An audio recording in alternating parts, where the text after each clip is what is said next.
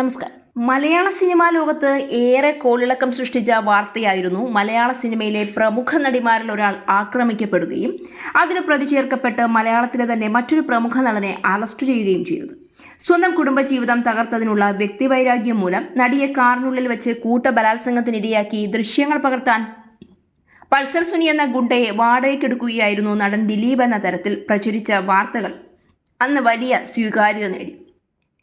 അതോടുകൂടി ദിലീപ് എന്ന നടന്റെ പ്രതിച്ഛായയും അഭിനയ ജീവിതവും ഏറെക്കുറെ മങ്ങലേറ്റിരുന്നു.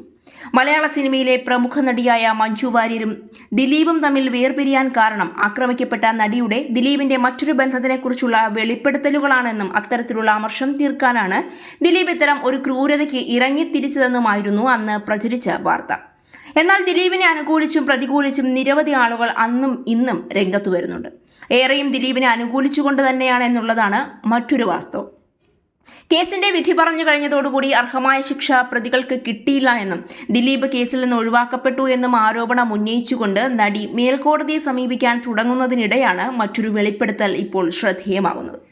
നടി ആക്രമിക്കപ്പെട്ട കേസിൽ ദിലീപിനെ തുടക്കം മുതൽ പിന്തുണയ്ക്കുന്ന വ്യക്തിയാണ് നിർമ്മാതാവ് സജി നന്ദ്യാട്ട്. കേസിൽ ദിലീപിനെതിരെ യാതൊരു തെളിവുമില്ല എന്നും കേസിന് പിന്നിൽ ഒരു ലോബി തന്നെ പ്രവർത്തിച്ചിട്ടുണ്ടെന്നും പറയുകയാണ് ഇപ്പോൾ സജി. യൂട്യൂബ് ചാനലിന് നൽകിയ അഭിമുഖത്തിലാണ് പ്രതികരണം. ദിലീപ് പുണ്യവാളനാണെന്നോ അല്ലെങ്കിൽ ഹരിചന്ദ്രനാണെന്നോ എന്നും ഞാൻ പറയുന്നില്ല.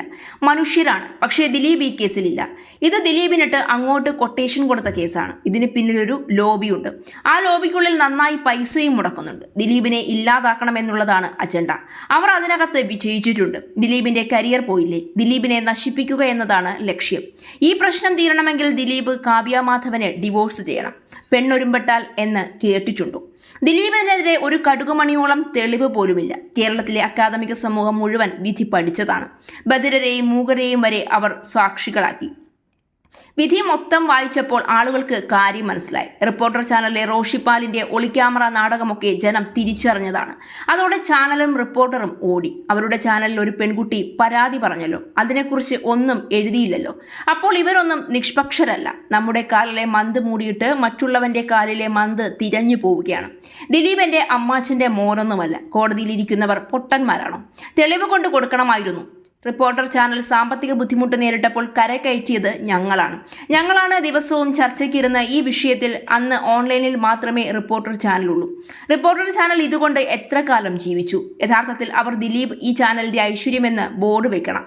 റോഷിപ്പാൽ നീതിമാനാണെങ്കിൽ മരമുറി ചാനലിൽ നിന്നും രാജിവെച്ച് പോകട്ടെ. ഇതൊക്കെ ചുമ്മാ ഒരുമാതിരി പുസ്തകം വിൽക്കാൻ വേണ്ടിയുള്ള പണിയല്ലേ? കേരളത്തിലെ അഴിമതിയും മറ്റു പ്രശ്നങ്ങളൊന്നും പുസ്തകമാക്കിയാൽ ആരും വാങ്ങില്ല. പുസ്തകം ആരെങ്കിലും വാങ്ങണമെങ്കിൽ ദിലീപിന്റെ പേര് വെക്കണം. റോഷിപ്പാൽ മണ്ടനല്ലല്ലോ എന്നും സജി നന്ദ്യാട്ട് ചോദിക്കുന്നുണ്ട്.